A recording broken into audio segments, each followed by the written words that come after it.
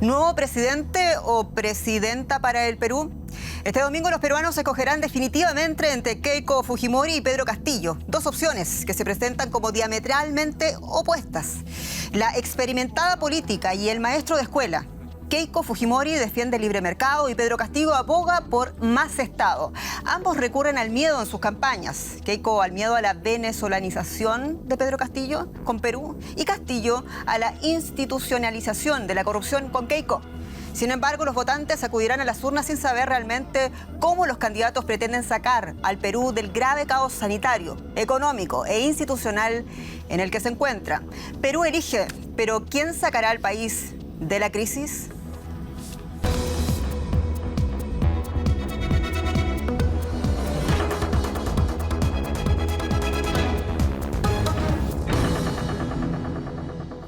Unas elecciones que para algunos observadores también ponen en el balance el modelo económico y político del Perú. Soy Jenny Pérez en el estudio de A Fondo desde Berlín para ustedes. Nos acompañan Julio Roldán, escritor y filósofo peruano. Julio opina que ningún candidato es bueno para Perú, pues los problemas del Perú son tan hondos que es menester un proyecto de refundación total. Lo máximo que puede hacer el ganador es administrar la crisis, dice. Guillermo Ruiz, sociólogo peruano. Guillermo dice que la elección de Keiko Fujimori significaría el continuismo de la exclusión social, la profundización de la corrupción y de la Lumpenpolitik en el Perú. Y Ezequiel Bizzoletti, académico y conductor del programa Demoliendo mitos de la política. Ezequiel dice que una victoria de Keiko Fujimori representaría una tragedia para la democracia en el Perú. Si bien impredecible, Pedro Castillo aparece como el candidato de la esperanza, asegura.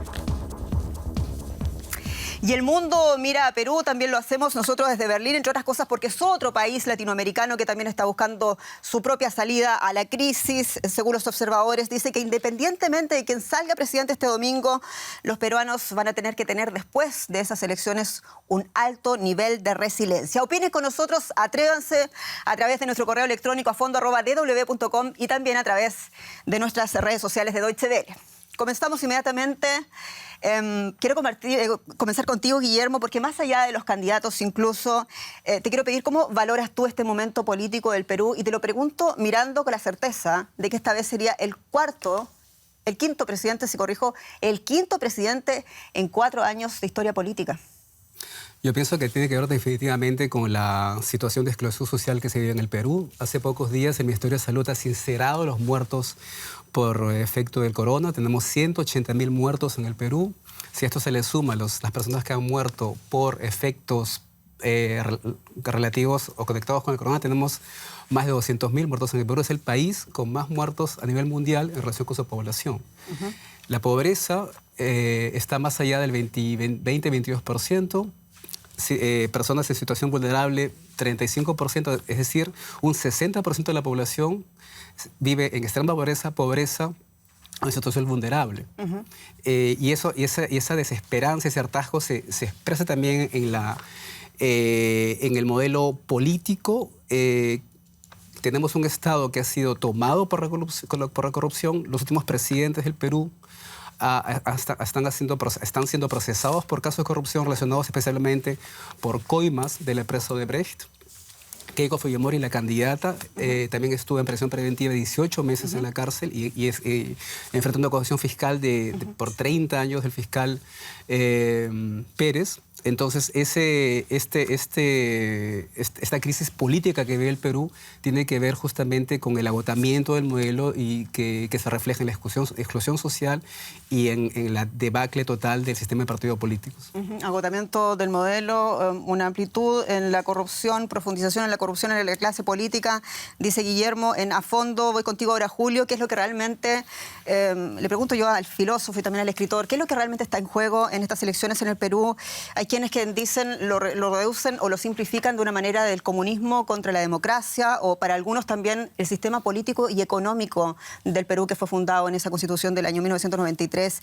Tú dices que hace falta un proyecto de refundación total. ¿A qué te refieres concretamente? Concretamente yo digo es que los grandes problemas históricos, económicos, políticos y sociales, culturales en el Perú no se han solucionado desde el momento que este país se fundó como república. Estamos hablando de 200 años atrás. Entonces, lo que se vive en estos momentos ya se han vivido en otros momentos. Simplemente es un eslabón de la larga cadena de crisis que vive este país, y de ahí que sostengo que puede ser la señora Fujimori o puede ser el profesor Pedro Castillo el presidente, pero a la larga no van a solucionar casi nada. ¿Por qué? Porque el sistema está enfermo. Es decir, históricamente esta es una sociedad que tiene que cambiar. ¿Quiénes lo van a cambiar? ¿Cómo lo van a cambiar? Es un tema de debate. Pero concretamente, los grandes problemas históricos que viene arrastrando este país desde hace 200 años están presentes, se postergan y no se quiere tomar directamente o ir a las raíces del mal. Entonces, cuando yo digo que el país o el Perú se tendría que refundar, estoy pensando en esta crisis histórica que tiene que ver con la historia, con la economía, con la política, con la sociedad, con la cultura, con el racismo, con el machismo, es decir, todos los problemas que acogen a esta sociedad. Hemos llegado a este punto por la historia cíclica, porque no ha resuelto los grandes problemas históricos de fondo, dice Julio, filósofo y escritor peruano aquí presente en A Fondo. Voy contigo inmediatamente, Ezequiel. Ezequiel, ¿cómo lo ves tú? ¿Está cruzando acaso Perú también su propia crisis de representatividad política? Políticos, esto es, alejados de las demandas sociales. ¿Podemos comparar lo que estamos viendo Perú incluso con los procesos que hemos visto en países vecinos como Chile, por ejemplo, o también el de Colombia? Sí, en mi opinión, Perú aparece en una triple crisis. Una crisis económica, política y naturalmente sanitaria también, porque la pandemia generó verdaderamente una tragedia en el Perú. En comparación con otros países de América Latina, Perú presenta características particulares.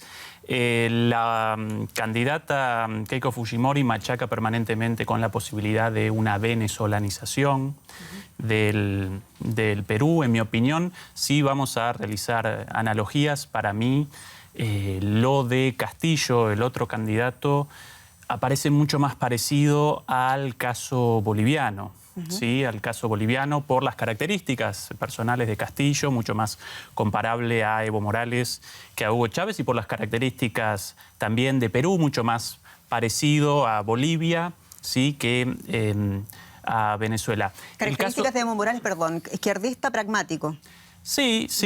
Por ende, la idea de que una candidatura, de que una victoria de Castillo generaría como corolario pobreza, desigualdad, recesión económica, como en Venezuela, en mi opinión, representa una analogía interesada y falsa.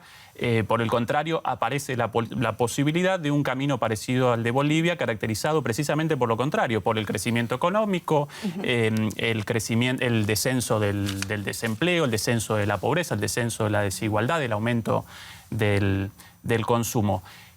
¿Cuál quizás la diferencia, la especificidad de Perú en este caso? Bueno, si bien con la destitución del último presidente aparecieron protestas, el grado de protestas no alcanzó de ningún modo las protestas de Colombia o de Chile en cuanto a su masividad, y menos aún a las protestas antes de todo esto, cuando recién comenzaba la primera ola de gobiernos progresistas en Bolivia, las protestas detrás de la llegada al poder de Evo Morales. ¿Sí? Entonces, sí aparecen algunas cuestiones parecidas, pero con especificidades bastante características. Pero tú no ves entonces un problema de representatividad política, ¿no? De esto de tener que escoger entre el blanco y negro, aceite, agua, como se ha planteado hasta ahora. Dentro de esta triple crisis económica, política y sanitaria, sin dudas aparece una crisis profunda del sistema político peruano desde hace tiempo, ¿no? Y por esto, bueno, la sucesión de presidentes en los últimos años. Y esta es una cuestión importante y quiero también preguntarte a ti, Guillermo, porque muchos observadores en Perú, tú eres peruano también, eres investigador, plantean esta elección presidencial como también casi un nuevo referéndum en torno a ese modelo económico, político e institucional, el crisis de lo que estamos hablando ahora, en términos más concretos, sobre las políticas pro mercado que adoptó el Perú en el año 1900 o en la década de los 90. ¿Te parece a ti que eso también es una cosa que hay que considerar considerar de cara a este domingo? No, definitivamente. Primero, para complementar cortamente a Ezequiel, las condiciones no están dadas para que se hable una llamada venezolanización del Perú, ¿no? Porque Castillo no tiene mayoría en el Parlamento y algo fundamental, Castillo no tiene el apoyo de las Fuerzas Armadas. O sea, el peligro, digamos, para la democracia, para las instituciones representativas democráticas, representa a Keiko Fujimori, porque ella tendría una mayoría con alianzas en el Parlamento, el apoyo evidente de las Fuerzas Armadas y el apoyo evidente del gran empresariado nacional e internacional. Entonces, es la acumulación de poderes. El peligro se encuentra en Keiko Fujimori, que representa, yendo al tema de la pregunta de los modelos, representa justamente ese continuismo establecido por su padre del modelo neoliberal que saqueó el Estado peruano, que privatizó 132 de 186 empresas estatales, muchas de ellas rentables. Pero para ti antes, sobre todo importante aclarar un poco de la situación en general para los peruanos y los no peruanos que nos están viendo. ¿Te parece a ti que sí va a ser un referéndum también en torno al sistema económico, político, institucional del Perú en este domingo? ¿Que esas votaciones representarán también eso, más allá de quién gane? Definitivamente representa justamente esto, es el hartazgo de gente, digamos, excluida por decenios, que se encuentran viviendo la exclusión y la pobreza contra el continuismo de este modelo neoliberal. Julio, yo sé, opino que eso efectivamente es así por el fundamento que ya diste más temprano, pero me pregunto también qué pasa con el tema de las confianzas en estas dos candidaturas y también hablo de las confianzas para los dos, porque ambos candidatos, en un caso inédito, para también incluso nuestros países latinoamericanos, en un caso inédito, estos candidatos fueron obligados a firmar una proclama donde se comprometen a dejar la presidencia después de transcurridos los 4 años. ¿Te parece a ti que, bueno, esa va a ser la manera de seguir la política, digamos, poniéndole límites de esta manera al Poder Ejecutivo incluso? ¿Es así como se va a desarrollar de ahora en adelante la situación en Perú para garantizar ese mínimo marco democrático? El problema sería preguntarnos quién fiscaliza a quién, quién promete a quién. Aparece Vargas Llosa o el hijo de Vargas Llosa como un representante ante él o ante otras personas que ellos van a respetar la democracia. Lo que tendríamos que plantear claramente es que la democracia funciona siempre y cuando el poder económico, sobre todo el poder económico o el poder nacional e internacional, le interesa.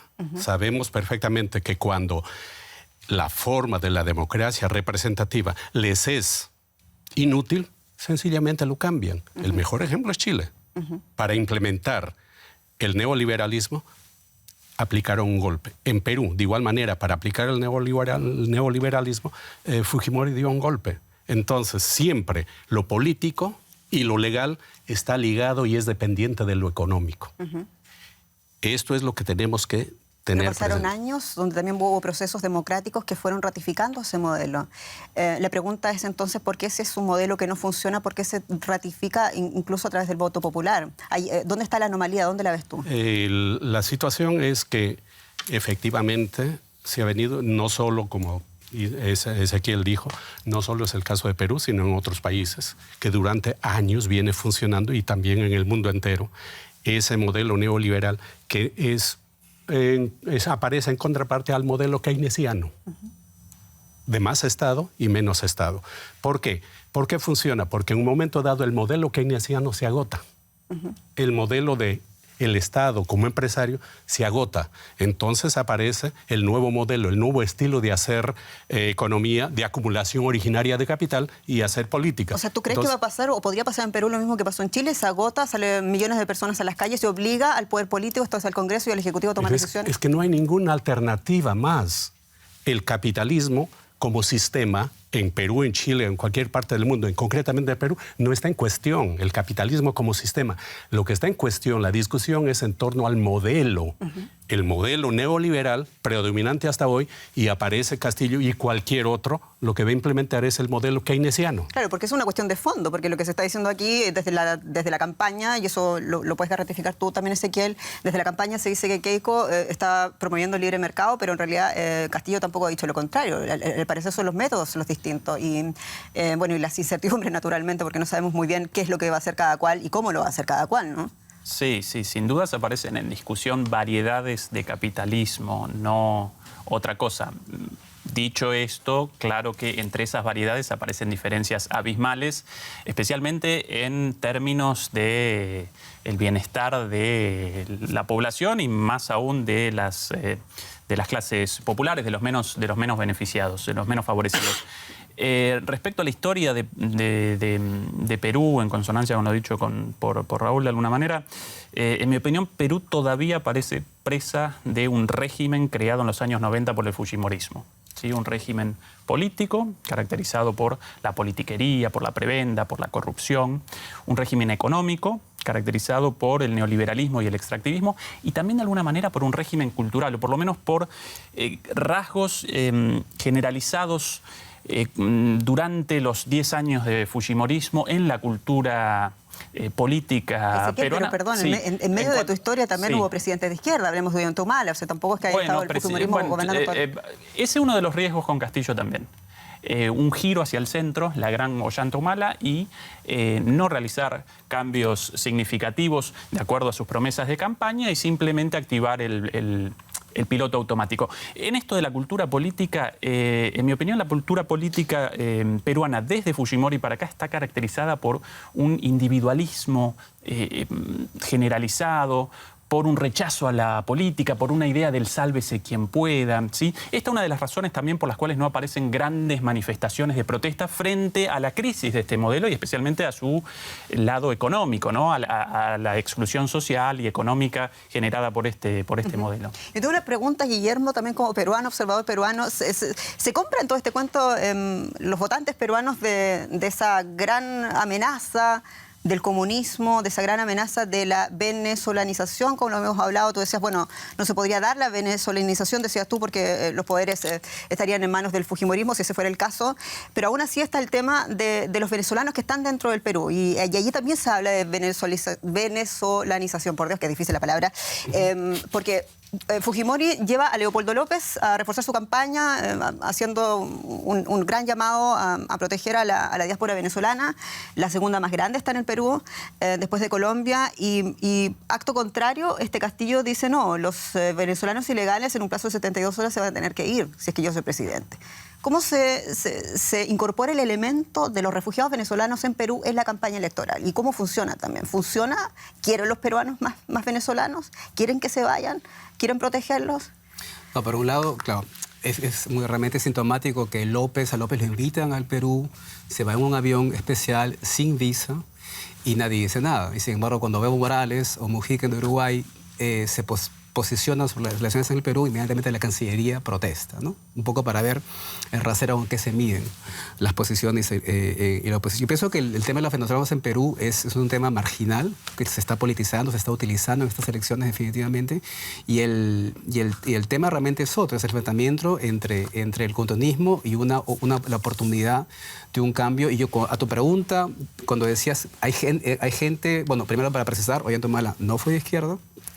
Antes de la segunda vuelta ya él firmó su hoja de ruta, por lo cual fue apoyado por Mario Vargas Llosa, y su gobierno fue totalmente de cara a los intereses de la gran capital. Pero solamente para cerrar el tema de la venezolanización, entonces el hecho de que Keiko Fujimori se apoye, por ejemplo, con Leopoldo López, incluso que Mario Vargas Llosa le haya dado ese tremendo espaldarazo intelectual con todo lo que es a Keiko Fujimori, no va a redundar en votos necesariamente, ¿no? ¿Eso es un tema que mueve al Perú realmente? Lo de Vargas Llosa recuerda un poco a Marx, pero no a Carlos Marx, sino a Groucho Marx, ¿no? En eso de estos son mis principios y si no les gusta, tengo otros, ¿no? Porque hace algunos años, bueno, había caracterizado a Keiko Fujimori como una ladrona, como una dictadora, ahora la acompaña.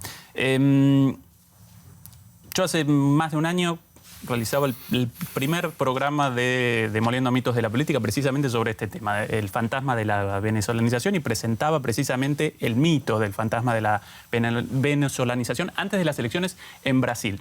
Después esto mismo apareció en las elecciones en Argentina. En España lo llaman el comodín Venezuela.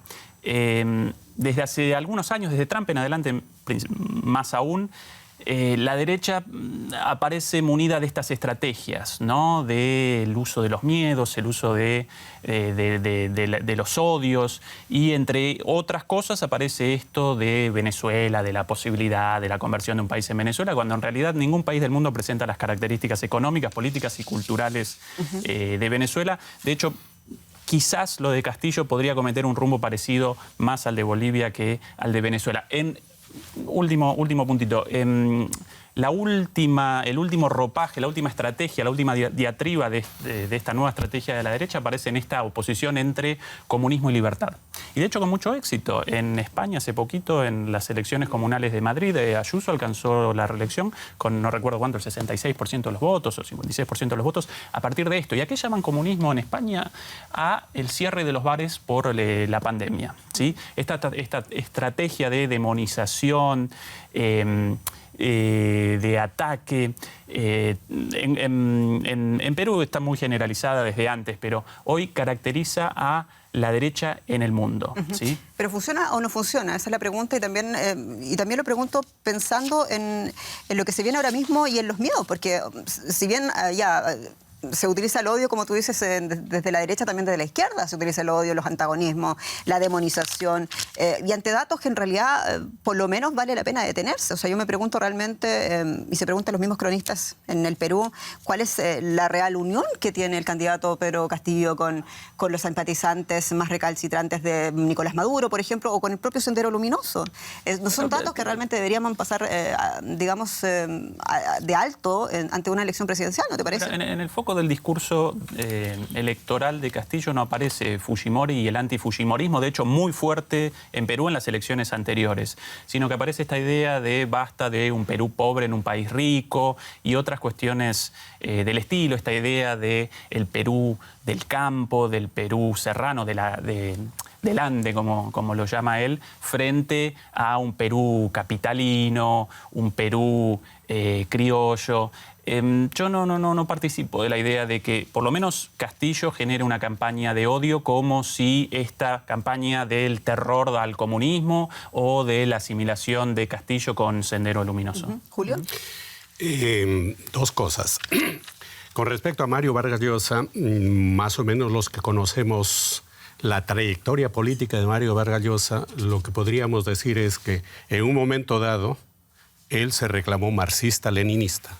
Después militó en la Democracia Cristiana, después se hizo castrista guevarista, luego se convirtió en socialdemócrata, pasó el tiempo y comenzó como neoliberal y hoy se considera un ultra neoliberal. ¿Y con todo eso que tú señalas, le cree a alguien a Mario Vargas Llosa en Perú? Yo creo que en el caso concreto de Perú hay una élite, la élite blanca, limeña, como se utiliza el término, el pituco, anticomunista. Ese grupo sí la cree, pero la masa, el pueblo abajo, no tiene mayor presencia ni importancia. En todo caso, hay intelectuales peruanos que tienen más aceptación en ese sector, como Mariátegui, muy antiguo, César Vallejo, José María Arguedas, en comparación a Vargas Llosa, porque Vargas Llosa parece demasiado europeo, demasiado limeño, demasiado reaccionario, demasiado ultramontano, y recordemos que él perdió las elecciones en contra de Fujimori con los mismos argumentos.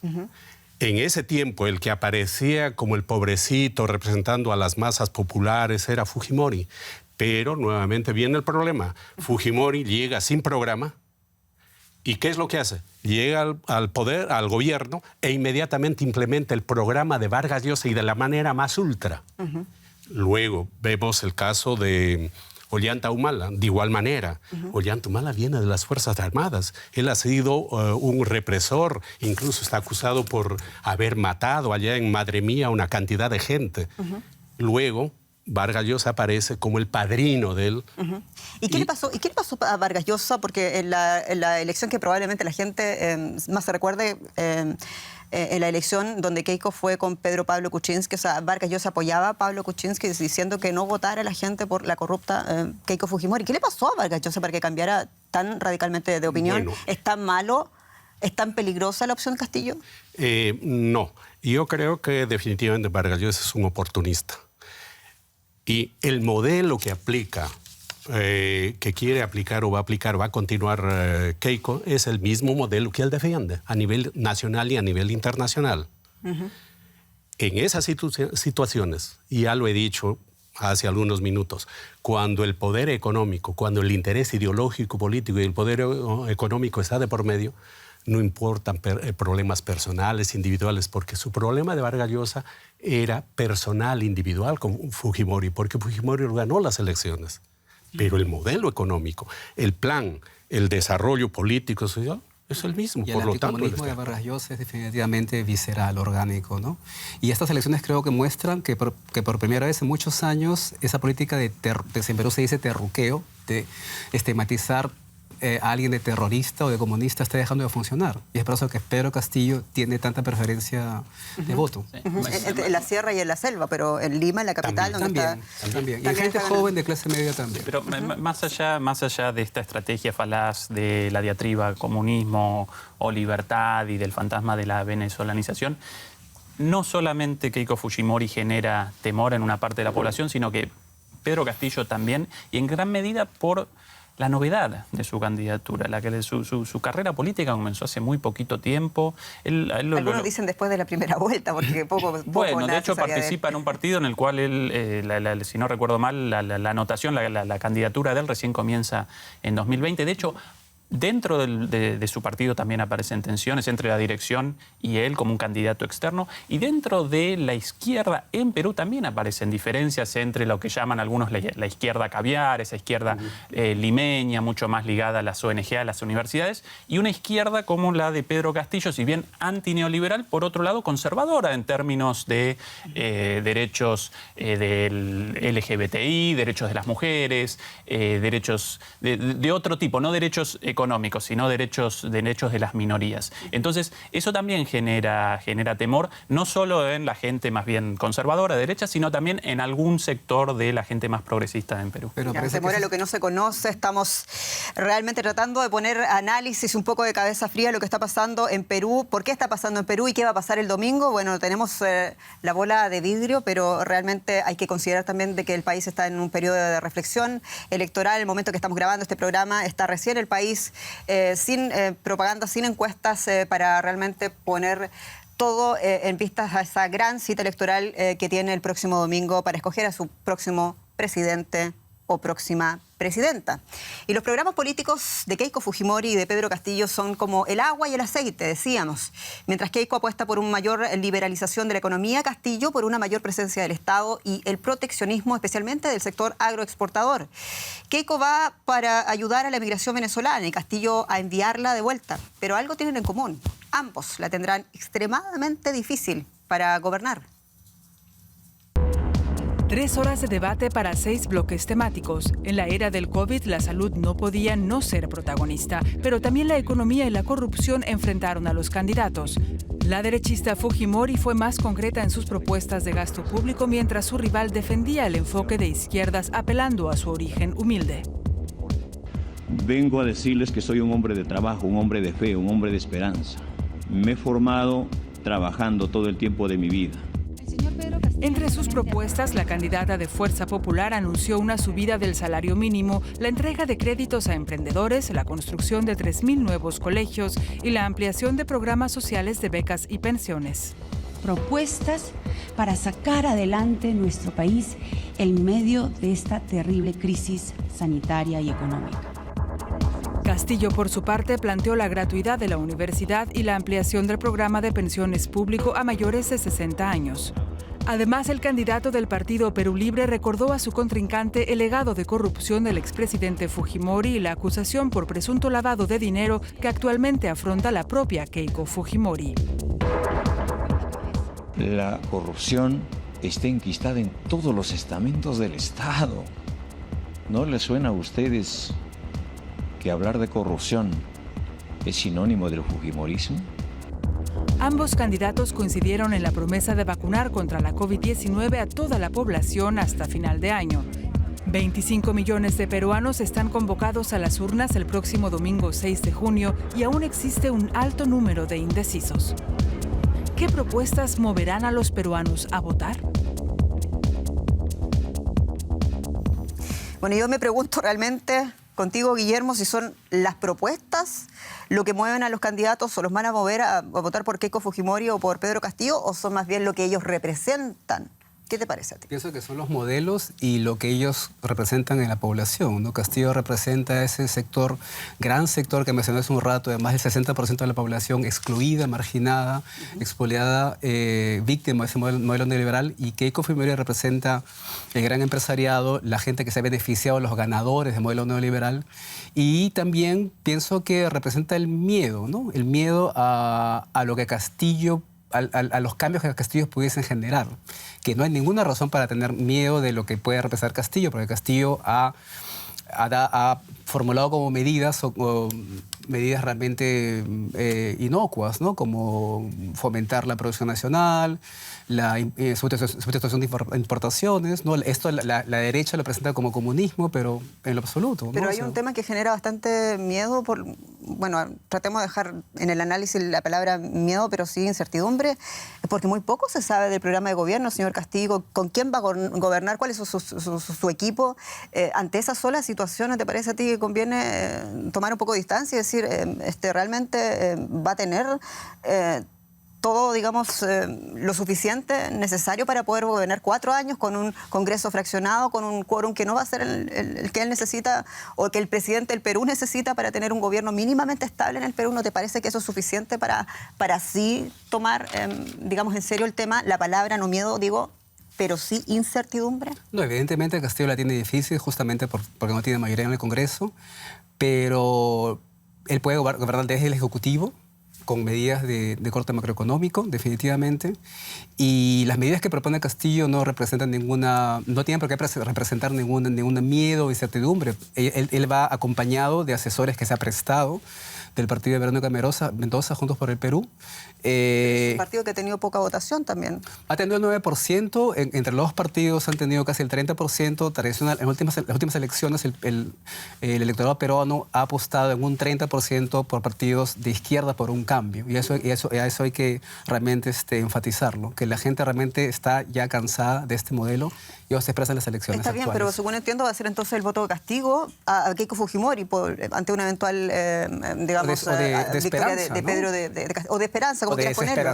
De desesperanza. ¿no? Ya, correcto, puede ser, pero en el fondo es cómo se articula ese gobierno después, porque no tiene partidos políticos, alianzas con los partidos políticos. Eso puede ser bueno o malo dependiendo del análisis, ¿no? Pero para hacer un gobierno se necesita también gente, tecnócratas, sobre todo para un país que está en extrema crisis como sucede en Perú. En el caso de una victoria de Keiko Fujimori, en el caso de una victoria de Pedro Castillo, cualquiera de los dos aparecerá frente a una situación verdaderamente muy difícil, muy complicada, producto de esta triple crisis: la crisis económica, la crisis política, el hecho de que ambos carecen de mayorías, y la crisis sanitaria. En el caso de Keiko Fujimori, además, va a aparecer enfrentada con la calle, básicamente, y también colisionará con las dificultades ligadas a sus investigaciones judiciales, ¿no? A sus procesos por corrupción y por otras causas. Si sale electa, Keiko Fujimori no va a tener que enfrentar la justicia, ¿no? Eso va a ser una de las grandes cosas. No, claro. Tampoco tan así. Seguramente, bueno, ya determinó que va a promulgar un indulto para su padre, pero los escándalos alcanzan a todos, ¿no? Incluso a ella. Detengámonos en el asunto del indulto a Fujimori, por favor. Es un tema que genera mucha conmoción, para ponerlo en términos elegantes, a nivel internacional. Pensar que la hija de Fujimori puede indultarlo con toda la pena que tiene que cumplir todavía en la cárcel este señor, por la responsabilidad penal que tiene en los crímenes cometidos, ¿es algo que realmente importe dentro del Perú? Ella está en un dilema, ¿no? Porque en las anteriores elecciones ella dijo que no le iba a indultar. Sí, pero ella no ha dicho nada. Y es algo que no le perdonó el electorado, de no indultar al padre. Y esta vez está diciendo, sí ha dicho que lo va a indultar, lo mencionó lo mencionó, definitivamente. Por eso no hay dilema. Es una cuestión que le interesa a los peruanos. Yo pienso que, sobre todo, el tema del indulto, pero también el tema de que Keiko Fujimori reivindica el régimen de su padre. Y, por ejemplo, hace un par de días dijo que las esterilizaciones forzadas de 270.000 mujeres era planificación familiar. Entonces, eso es realmente es realmente expresa, digamos, que ella es realmente una amenaza para la democracia en el Perú. Sí. La principal dificultad, más allá de esta cuestión específica, en el caso de una victoria de Keiko, para mí va a aparecer en la confrontación con la protesta popular. Por eso, en mi opinión, en el caso de una victoria de Keiko Fujimori, ella aventurará una reedición del modelo fujimorista de hegemonía de neoliberalismo para los ricos, para los de arriba, y asistencia social clientelar para los de abajo. Y de esa manera, un modelo un poco continuista, pero también implica cambios. Se ha anunciado además una serie de medidas. Sí, cambios de papa y arroz para los pobres, y de esa manera su voto y medidas y un programa neoliberal para el conjunto del país, beneficiando a las clases dominantes. Ese es el modelo hegemónico de Fujimori padre, y así durante el gobierno, en el gobierno durante 10 años, ¿sí? Y todavía con un régimen fujimorista existente, político, económico, incluso cultural, y con el fujimorismo como una de las principales fuerzas de Perú. Por ende, para Keiko Fujimori van a aparecer muchas dificultades, pero para Castillo también. A ver, solicitó algunos anuncios. Keiko Fujimori prometió subida del salario mínimo, entrega de créditos a emprendedores, construcción de 3.000 nuevos colegios, ampliación de programas sociales de becas y pensiones. Eso es mucho más de lo que quizás hubiésemos escuchado de parte del fujimorismo hace 5 años, ¿no? ¿Qué te parece? Sí, mira, yo quiero retomar un tema que tú preguntaste, es lo relacionado a la votación. En Perú y en América Latina la votación tiene que ver mucho con la emoción. El voto en lo general, estoy hablando de la gran masa, es emocional. 2, el programa, preguntaste el programa. La gran mayoría de la población no le interesa el programa, no conoce el programa. Sino lo que representan los candidatos. Eso. Y muchas veces, como repito, Fujimori no tenía programa, llega y es gobierno y se adueña del programa de Vargas Llosa. Y por eso Castillo tiene este apoyo, increíble apoyo popular en la sierra, en la selva peruana, con apenas algunos meses de campaña. Efectivamente, el problema es que esa sociedad está embalsamada. Los resentimientos históricos, nuevamente políticos, sociales, vienen de largo tiempo. Entonces, esa situación, esa desesperación de la gente pobre en Lima, en las zonas pobres, en la sierra, en la selva, él es el que en alguna forma canaliza. Si no hubiese sido Castillo, hubiese aparecido otra persona, definitivamente. Pero no nos olvidemos una cosa, que solamente han ido a votar en las primeras elecciones el 30%. Eso implica que la representatividad de la democracia representativa está por los suelos. Pero esa aparición mesiánica de figuras la hemos visto también en Brasil, con todos los matices que eso representa, bueno, en prácticamente todos los países latinoamericanos que han enfrentado elecciones en situación de crisis. El problema es que viene después, y por eso insistía yo en esta pregunta. En ningún otro país como en el Perú se puede gobernar sin el Congreso. Está claro que Castillo, si es elegido presidente, no va a tener el quórum necesario para evitar una moción de confianza. No sé qué pasaría concretamente con el quórum de la vacancia presidencial, que ese es el gran distinción o distintivo de la política peruana, pero muchos observadores en el Perú no le auguran los 4 años, que termine 4 años en la presidencia, aún así con un triunfo el domingo. Y esa es la pregunta, ese malestar, todo eso lo que él representa ahora mismo, no hay garantía de que ese malestar se vaya con Pedro Castillo. Claro, la situación es que si gana Pedro Castillo, que yo pienso que debe ganar si es que no hay fraude, debe ganar si es que no hay fraude, al llegar y es presidenta del Perú, tiene 3 alternativas. Una alternativa es hacer lo que hizo Fujimori, lo que hizo Ollanta Humala y lo que hizo Lenín Moreno en Ecuador. Es decir, pactar con centro. No, irse al otro extremo. Esa es una alternativa. Es posible. 2, él, con apoyo especialmente de los técnicos que vienen de las fuerzas de Verónica Mendoza, más o menos a administrar la crisis y hacer ciertas reformas que beneficie a ese 40% de la población desesperada. Algo así como una válvula de escape para esa situación desesperante que viven millones de seres humanos. Eso podría ser tolerado por el poder económico, por el poder militar, por el poder externo. Y la tercera opción es que Castillo intente hacer ciertas reformas de fondo, más o menos como el gobierno de Salvador Allende en Chile. La consecuencia inmediata va a ser un golpe de Estado, no necesariamente a la chilena, sino a una variante. No sé cuál de los tres escenarios peor. Habla Julio Roldán, escritor y filósofo peruano. En A Fondo nos quedan 2 minutos y medio. ¿Quién quiere? Sí, bueno, pero cuidado con los análisis maniqueos, porque, por ejemplo, en Bolivia el gobierno de Evo Morales pudo motorizar cambios sustantivos en las sociedades. Los progresismos en América Latina generaron cambios muy profundos en las sociedades sobre las bases de la democracia y de las instituciones democráticas, sobre una democracia concebida como una democracia participativa, activa, de movilización.